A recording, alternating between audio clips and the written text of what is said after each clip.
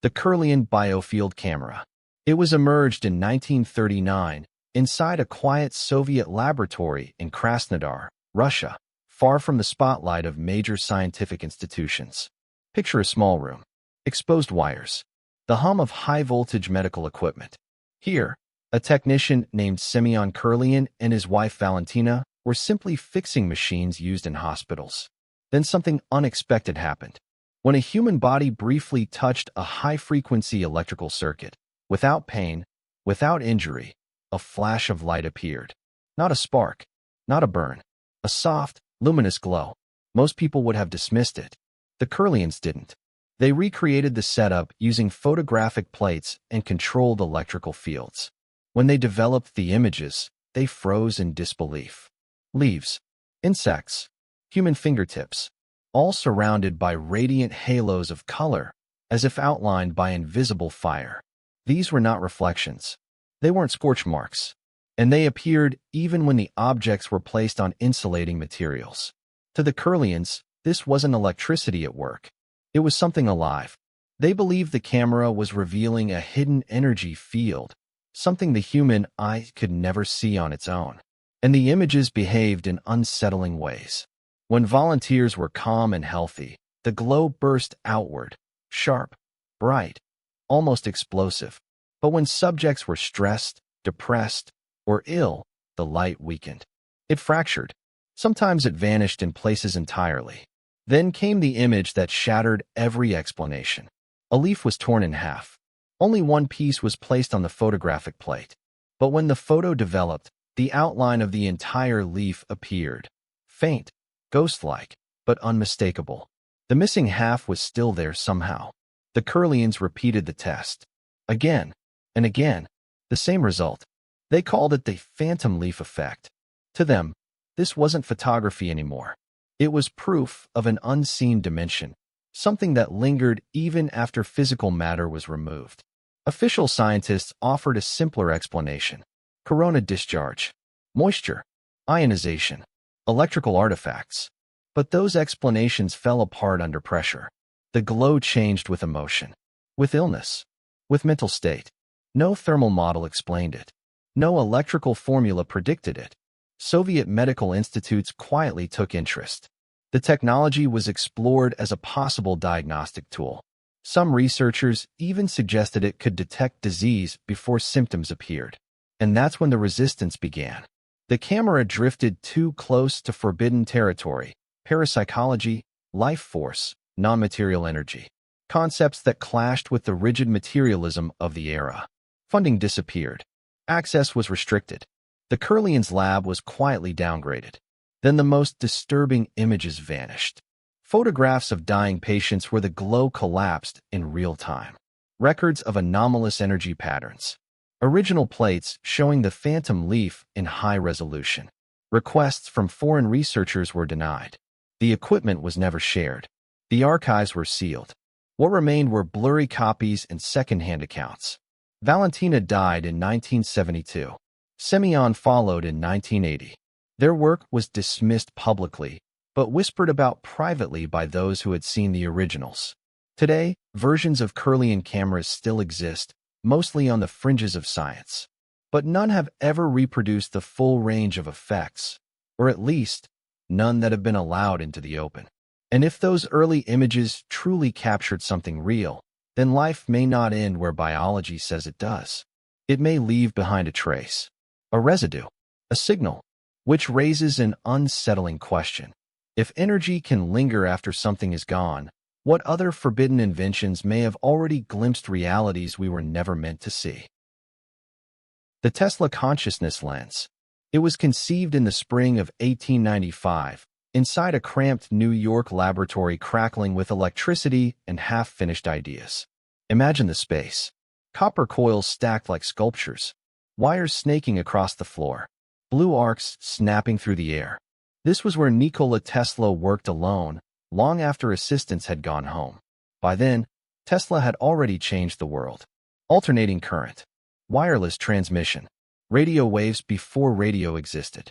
But this experiment was different. Hidden deep in his private notebooks, Tesla described a device he publicly called a vibrational filter. In his personal writings, he used another name entirely, the consciousness lens. Tesla believed the brain didn't create thought, it tuned into it. He theorized that consciousness produced a subtle oscillation, far quieter than electricity, but just as real. His goal wasn't to read minds. It was to detect awareness itself, even without a body. The lens was not glass. It was an intricate spiral of bismuth crystal, polarized quartz, and layered metal discs, all mounted within a copper frame. The structure sat between two massive Tesla coils, flooding the chamber with carefully harmonized electromagnetic fields. Tesla adjusted frequencies with obsessive precision. Then came the final test. As he tuned the resonance down to 7.83 Hz, the same frequency as Earth's natural electromagnetic pulse, the air inside the apparatus began to ripple, not vibrate. Ripple. Tesla wrote that the space within the lens seemed to shimmer, as if reality itself had gone slightly out of focus. Then he saw it, a faint, pulsing distortion near the center of the device. It hovered, drifted, changed shape, and then disappeared. No one else was in the room. Tesla noted something else in his journal, something harder to explain. He felt observed, not watched by eyes, but sensed by presence. The next day, he collapsed. His assistants described it as a seizure brought on by extreme nervous exhaustion. The experiment ended immediately.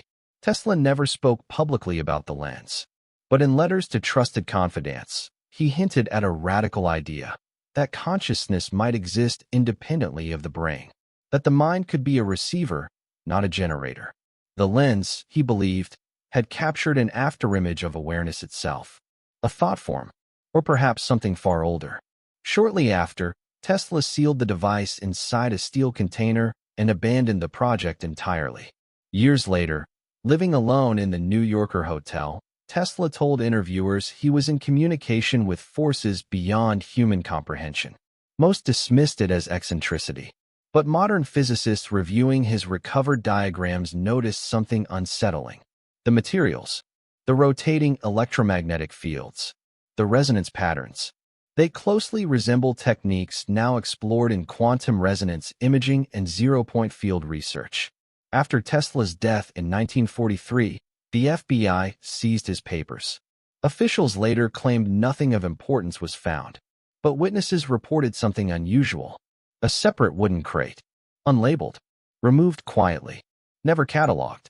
No record of it exists. What Tesla saw through that lens remains unknown. Exhaustion, hallucination, or a brief breach between layers of reality. The device itself was never recovered. Only fragments remain, scattered across archives, private collections, and sealed vaults. And if the consciousness lens truly detected awareness without matter, then the boundaries between mind, death, and dimension are far thinner than we've been taught. Which leads to an even darker possibility. What happens when invention number 3 doesn't just observe hidden realities, but tries to control them? The soul-weight balance. April 10, 1901. A quiet hospital room in Massachusetts, lit low and sealed from distraction.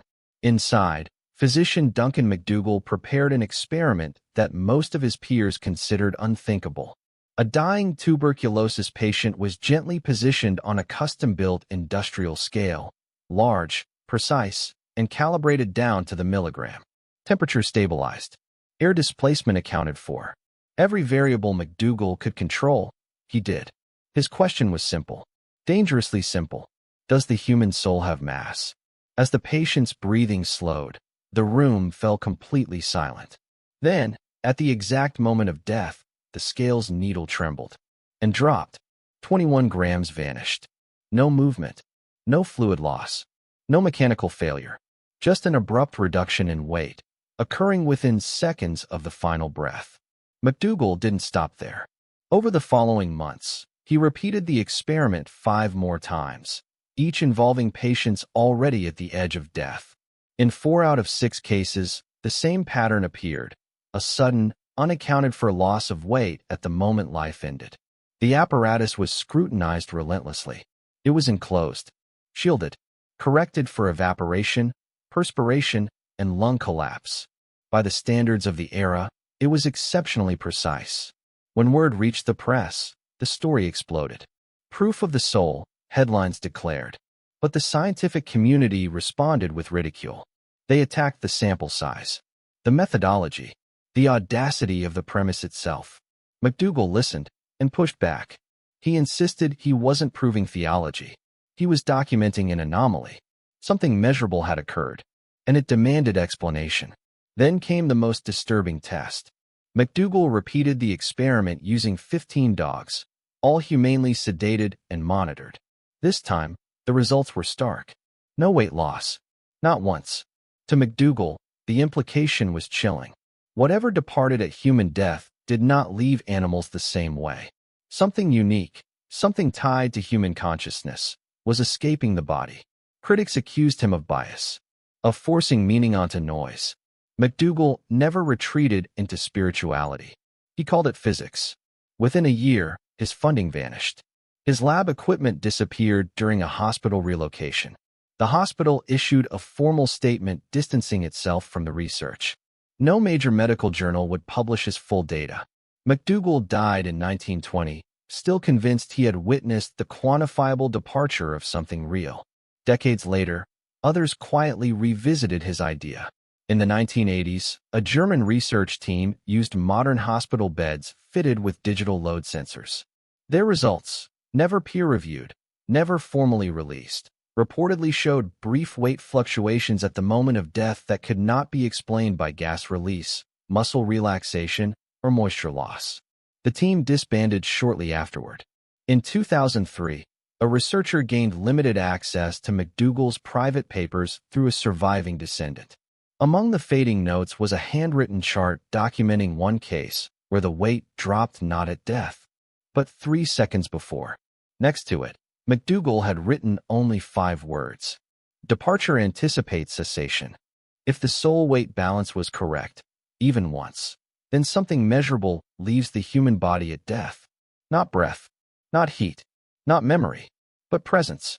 And if that presence has weight, the next question is unavoidable. Where does it go? The spirit voice receiver. In 1959, deep within the quiet forests of Sweden, a filmmaker named Fredrik Jurgensen carried a tape recorder into a remote clearing. His goal was simple: capture birdsong. Nothing more. The session passed without incident. No voices, no interruptions, just wind, leaves, and the distant call of birds. Hours later, back indoors, he replayed the tape. The chirping was there, clear and familiar, but beneath it, something else. A human voice, faint, whispered, speaking Norwegian. Then it said his name. Fredrik, can you hear me? Jurgensen froze. He had been alone. No one had spoken. The voice was unmistakable. Disturbed but curious, he returned to the forest. This time, he experimented. He recorded long stretches of silence. He adjusted radios to the static between stations. He left the equipment running, unattended. The voices came back. Some male, some female, often soft, occasionally urgent. Many addressed him directly. Then he heard one voice that stopped him cold. His mother's. She had been dead for years. What Jurgensen had stumbled into would later be called electronic voice phenomena, EVP. But in those early days, there was no name. Just analog equipment. Reel-to-reel tape. Directional microphones. Old radios drifting between frequencies. And something answering.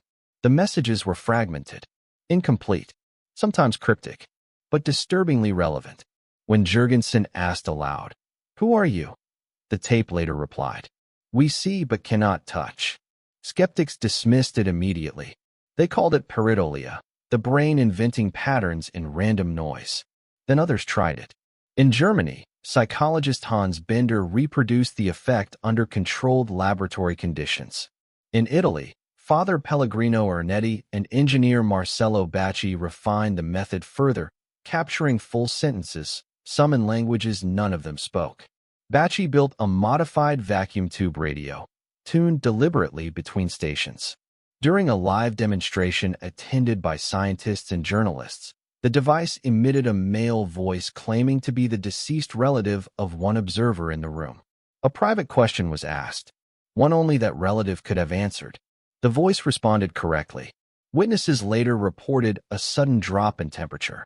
Strangely, recording devices outside the room captured nothing at all. When researchers attempted to move EVP into the digital age, the phenomenon weakened or vanished entirely. Digital noise filters erased the voices.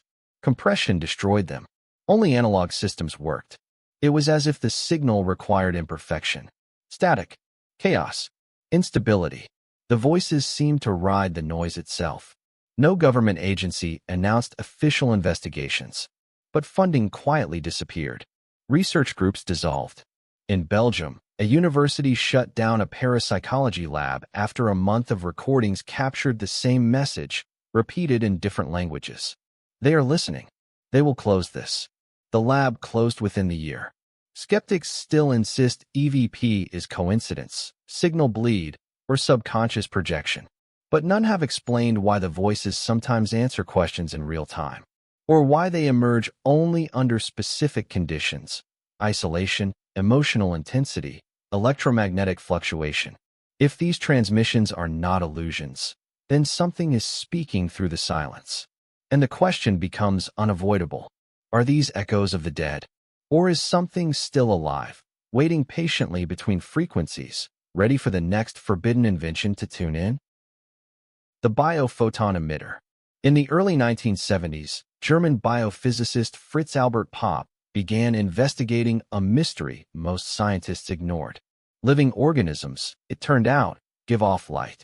Not heat, not radiation, but an ultra-faint glow, millions of times weaker than what the human eye can detect. With specialized instruments, Popp confirmed the emissions were real. And more unsettling, they weren't random. The light pulsed in precise rhythms, forming patterns that looked less like noise and more like syntax. He named them biophotons. Popp began with DNA. When he exposed genetic material to ultraviolet light, it didn't simply react. It responded. The DNA released light in a controlled, delayed emission, as if regulating the signal rather than reflecting it. This wasn't chemistry. It looked like communication. To study it, his team built an extremely sensitive photomultiplier system, capable of detecting single photons in total darkness. What followed changed the direction of the research. Human volunteers placed near the emitter produced biophoton patterns that shifted with their emotional state. Stress fractured the rhythms. Calm synchronized them into smooth, harmonic pulses. Then came the twin experiments. Identical twins were separated by miles. One twin was exposed to specific light frequencies inside the emitter chamber. The other, untouched, unconnected, isolated, began emitting identical biophoton rhythms at the same time. No signal traveled between them. No known biological pathway could explain it. The biophoton emitter soon evolved into a full chamber, darkened, magnetically shielded, and acoustically isolated. Inside, participants reported strange sensations. A feeling of heaviness, elevation, the sense that something else was present in the room. Some described seeing colors that weren't visible. Others heard tones with no physical source. A few slipped into altered states, recalling memories they had never consciously experienced. Among researchers, the chamber earned a quiet nickname: the Whisper Box. Popp proposed a radical conclusion. Biophotons weren't biological byproducts. They were the body's communication system, faster and more coherent than nerve impulses. More than that, he believed they formed an information field, a layer where consciousness interfaces with biology itself. The human body, he suggested, was both transmitter and receiver, and the emitter had tuned into a channel just outside visible reality. The response was swift. When Popp attempted to publish his full data on remote biophoton synchronization, journals rejected it, not for experimental flaws, but for its implications. One editor wrote that the conclusions would dismantle too many assumptions. Shortly after, his lab lost public funding. Regulatory agencies seized equipment under claims of infrared safety violations. During an audit, several key devices vanished. Popp continued his work, but never again with the same resources. Other scientists who tried to recreate the emitter reported strange obstacles: data corruption, equipment failures, unexplained interference during recordings. Yet the idea refused to die. Today, Pop's papers circulate quietly in fringe biology and quantum medicine, quoted in low voices, shared in closed sessions, used by labs still trying to chart the boundary between light, emotion, and thought. And if the bio-photon emitter revealed a system where feelings become light and light becomes signal, then the human body is not a container for consciousness. It is an interface, which leads to a dangerous question. What happens when someone builds an invention not to observe this hidden network, but to manipulate it? The dimensional signal scanner. In 1996, beneath the Ural Mountains, a Cold War bunker was brought back to life. Buried deep underground, its concrete walls once built to survive nuclear impact, a private research group operating under the name Project Ovid powered on a device that was never meant to find what it found. The scanner was designed to monitor low-frequency atmospheric anomalies, subsonic vibrations, rare Schumann resonance fluctuations. Nothing exotic. The array itself was formidable: military-grade radio sensors, cryogenically cooled amplifiers, and directional field emitters arranged with obsessive precision. For 2 weeks, nothing unusual appeared. Then, at exactly 2:13 a.m., everything changed. The system registered a burst of data lasting less than 4 seconds. An ultra-low-frequency oscillation followed by a cascade of irregular harmonics. But none of it matched anything known. There was no seismic activity, no lightning, no solar interference. The waveform didn't resemble electromagnetic noise or geological movement. When the data was rendered visually, it formed a pattern, an endlessly folding spiral, fractal in nature, repeating without ever being identical. It looked like a signature, but not a human one. The team, former Soviet physicists and fringe signal analysts, cross-checked every signal library they had. Nothing matched. When they manually retuned the scanner, the anomaly returned. Shorter this time. Stranger. Embedded in the signal was a temporal inversion, a delay that reversed itself mid-transmission, as if the source wasn't bound to linear time. They labeled it Event 9X. Over the next 4 nights, similar signals appeared, each slightly different, each arriving from a direction that didn't correspond to any known atmospheric or celestial source. As they narrowed the angle, a disturbing realization set in. The signal wasn't arriving from space.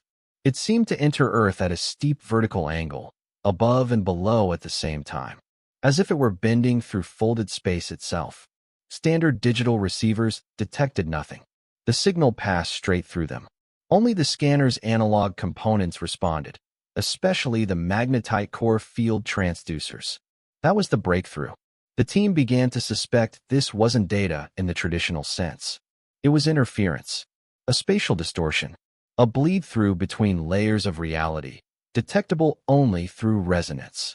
By the end of the week, Project Ovid's lead researcher, Pavel Morozov, reached a chilling conclusion. The signals weren't messages. They were probes, unintentional intersections with an adjacent frame of existence. In his final log, Morozov wrote one sentence: "This is not a message. It is a pressure point. We are the membrane." Then the signal stopped. 2 days later, the facility lost power. An electrical fire destroyed half of the scanner array. Authorities sealed the bunker, citing radioactive contamination. The research team was relocated. Morozov was never seen again. Weeks later, a brief obituary appeared in a regional paper. No cause of death listed. Years passed. Then fragments of the original signal logs began appearing online, buried in obscure forums and leaked archives. One spectrogram was analyzed using an advanced AI pattern engine. The match was unsettling. It aligned with the geometry of a Calabi-Yau manifold, a mathematical structure used in string theory to describe hidden dimensions. If the dimensional signal scanner truly recorded even a momentary intersection with another layer of reality, then the universe may not be sealed. It may be porous. And in those brief moments when the boundary vibrates just right, something on the other side may be listening back. The psychic signal amplifier. In 1993, beneath the concrete halls of Laurentian University in Ontario, neuroscientist Dr. Michael Persinger prepared an experiment few understood, and even fewer were comfortable with. The device looked harmless enough. A helmet, wires, coils, something that resembled outdated lab equipment from another era. But its purpose was anything but ordinary. Persinger called it a neurotheological interface. Others would later give it a far more provocative name, the God Helmet. Despite the nickname, the device was never meant to simulate religion or manufacture belief. Its true goal was to isolate and amplify subtle psychic signals, those faint impressions that exist beneath conscious thought. Memory, presence, awareness without imagery. Embedded within the helmet were precisely arranged solenoids, generating weak but complex magnetic fields. When worn, these fields targeted the temporal lobes, regions of the brain linked to emotion, spatial awareness, and the sensation of being watched. The results were immediate. Participants began reporting a presence, not a hallucination, not imagination, a distinct awareness that someone else was standing nearby, often behind them, silent and unseen.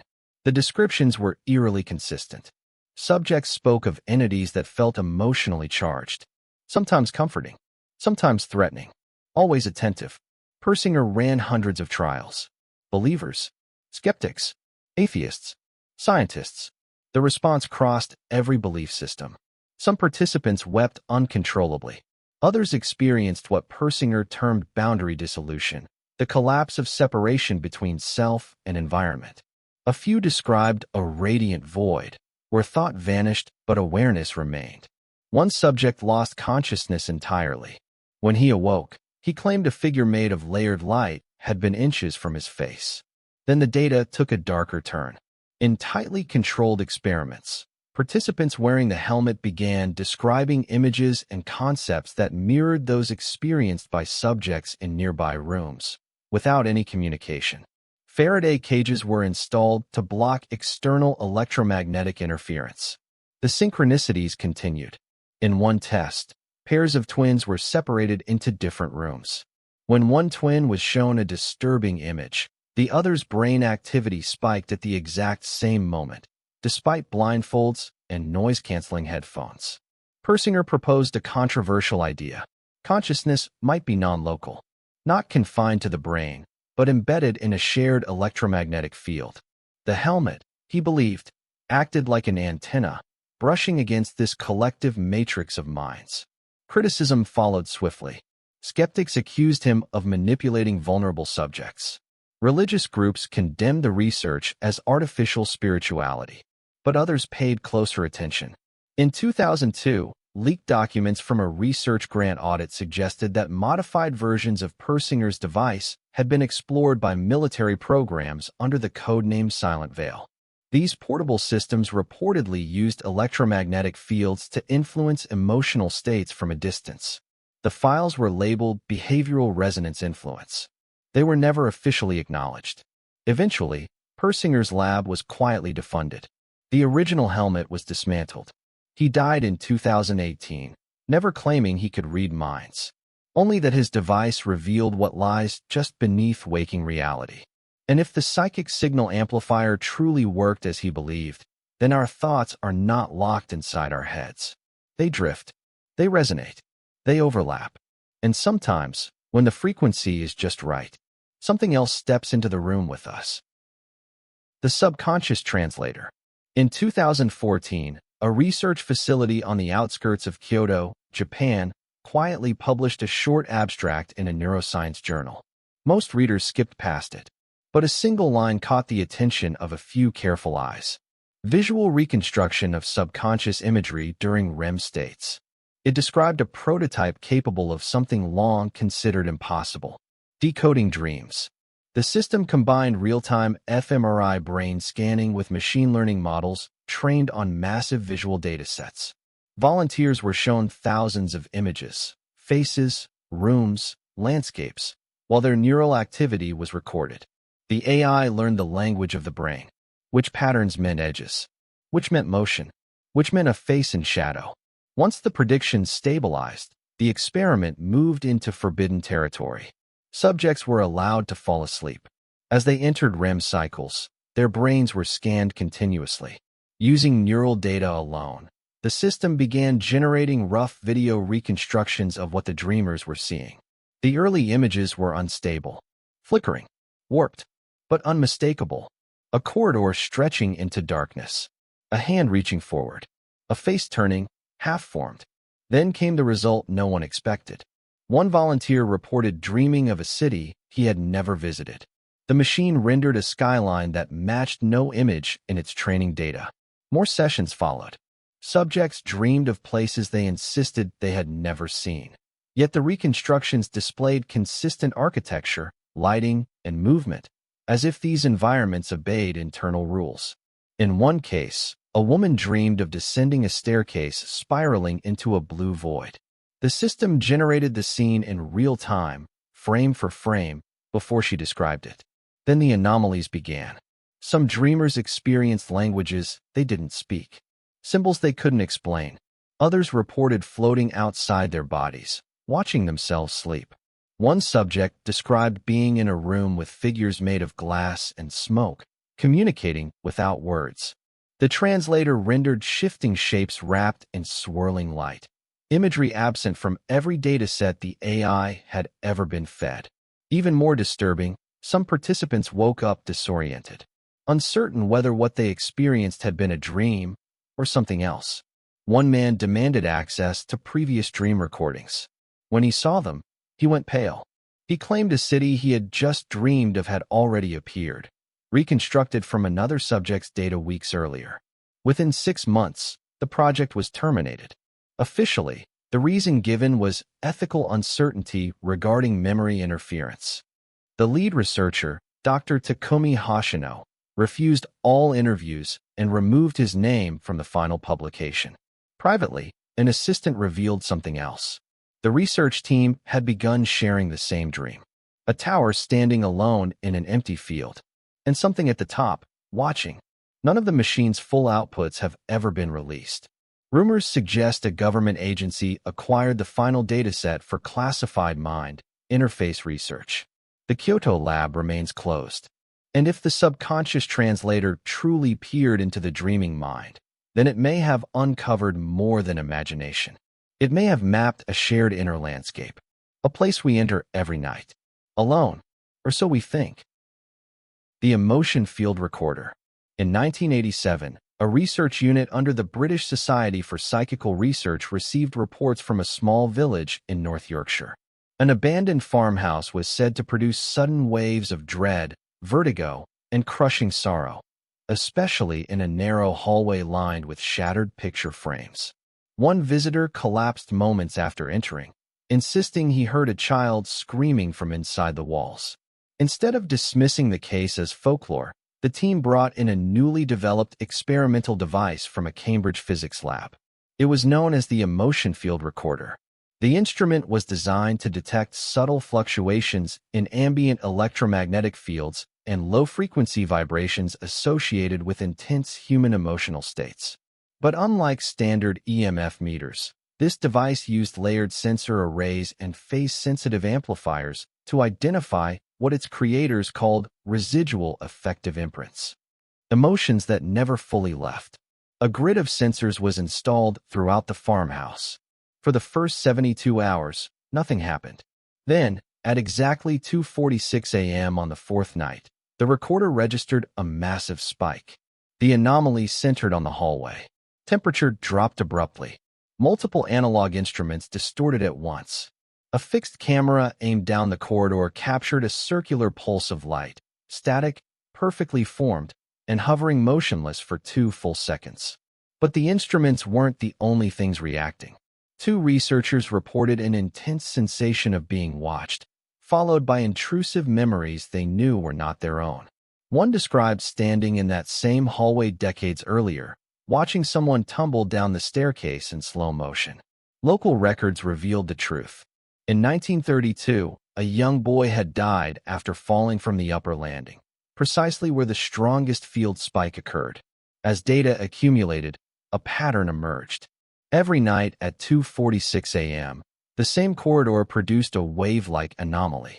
The readings were identical in strength and shape, forming a looping structure around the staircase. When mapped visually, the field resembled a downward spiraling force anchored to the site of the death. The team proposed a theory both simple and disturbing. Intense emotional trauma could imprint itself onto physical space, forming a resonant emotional lattice. Under the right conditions, that imprint could reactivate, forcing new visitors to relive fragments of the original event. Not a ghost, not a haunting, a scar in the environment itself. News of the results spread quickly, drawing media attention, and something else. Within weeks, the farmhouse was purchased by a private security firm with undisclosed funding. The investigation was ordered to stop. The emotion field recorder was confiscated during an unscheduled inspection. The official statement labeled the technology non-reproducible under controlled conditions. But two researchers continued in secret. They built a simplified version of the device and tested it at other sites of extreme human suffering: battlefields, old hospitals, execution chambers. They detected similar patterns. Weaker, but unmistakable.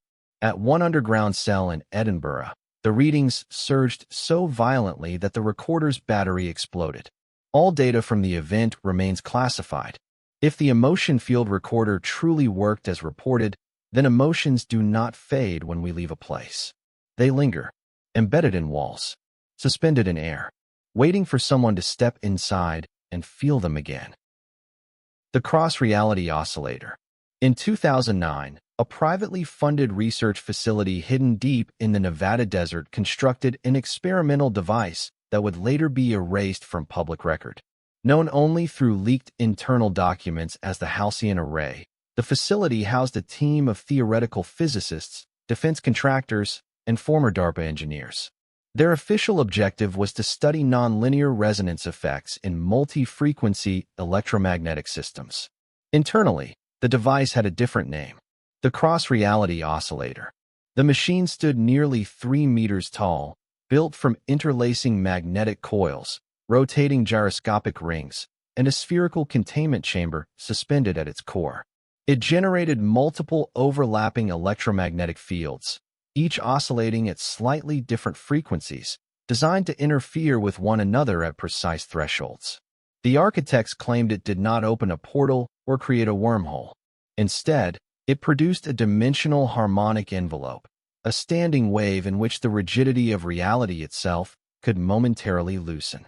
On its third test run, the oscillator was activated for exactly 2 minutes and 34 seconds. Sensors recorded abnormal vacuum fluctuations, unexplained particle behavior, and a subtle but measurable gravitational drift within the chamber. But the data wasn't what caused alarm. It was the room itself. Inside the sealed chamber, a mannequin surrounded by passive sensors had moved. Its arm, previously resting at its side, was now raised mid-motion, frozen between positions on the video log. A fracture appeared along the concrete wall, as though the structure had briefly folded inward and then reassembled. The team initially blamed software error. Then a physicist monitoring the chamber began screaming. He claimed his reflection had blinked independently of him. The device was shut down immediately, but the effects continued. In the days that followed, team members reported severe memory disturbances. One recalled an entire day that others insisted never happened. A materials engineer woke to find every item on her bookshelf arranged in perfect reverse order. Security footage confirmed the rearrangement, without showing anyone entering or leaving her home. The most disturbing account came from Dr. Lena Mykov, the project's systems architect. During the test, she experienced what she called sensory doubling. She saw the control room as normal, and simultaneously perceived a corridor she had never entered before. The hallway was metallic, dimly lit, and opened into a vast space containing a replica of the oscillator. Except this version was alive. It pulsed with moving light and was surrounded by figures she could not identify. When she blinked, she was back in her chair. Within a week, the entire facility was evacuated. The official explanation cited structural instability due to magnetic interference. Satellite imagery later showed the building demolished within a month. No follow-up papers were published. The research team vanished into private sector contracts. Dr. Maikov reportedly relocated to Finland and has not spoken publicly since. Leaked schematics revealed one final detail. The resonance frequencies used in the oscillator matched theoretical vibrational tones proposed in M-theory to describe hidden spatial dimensions. If the device functioned as intended, it may not have torn reality apart. It may have slid between two realities already touching. If so, our universe is not isolated. It exists within a tightly stacked lattice of domains, separated only by harmonic alignment. And when those alignments shift, physics cannot guarantee which version of reality you return to. The 10 devices described in this record are not isolated curiosities. They form a pattern. Each one represents a deliberate attempt to pierce the boundary between the visible and the invisible, between matter and mind, space and consciousness. And each time that boundary was breached, the same outcome followed. Silence, suppression, disappearance, devices confiscated, data classified, researchers absorbed into private contracts or erased from public discourse, publications blocked, equipment dismantled. The public told nothing. This is not coincidence. It is containment. What is being contained is not merely dangerous technology, but dangerous implications. These machines suggest a reality far more layered than we are taught to believe. A world where consciousness may be non-local, where emotion leaves physical residue, where unseen observers exist, where dimensions fold close enough to touch. If even one of these devices truly worked, entire pillars of physics, medicine, and metaphysics would collapse. And with them, the illusion of a closed, predictable universe. The loss is enormous. The ability to map consciousness, to understand death, to detect adjacent layers of existence. These are not fantasies. They are unfinished technologies. Some still exist, in vaults, in fragments, in minds that dare not speak. And perhaps others are being built right now, in silence. The real question is no longer whether these inventions revealed hidden realities. The question is why those realities were declared forbidden. Before you go, pause for a moment. Everything you just heard challenges the idea that reality is simple, sealed, and fully understood. If even a fraction of these forbidden inventions were real, then there are layers of existence we're never meant to see, and questions we're not encouraged to ask. That's why Strange-Wise exists. If you're drawn to hidden histories, suppressed discoveries, and mysteries that sit just beyond the edge of accepted science, then this channel is for you. Subscribe to Strange-Wise, because the most important truths are rarely the loudest ones. Like this video to help surface stories that were buried for a reason. Share it with someone who isn't afraid to question what they're told. And comment below, which invention disturbed you the most, and which one do you think should never have been built? At Strange-Wise, we don't just ask what happened. We ask why.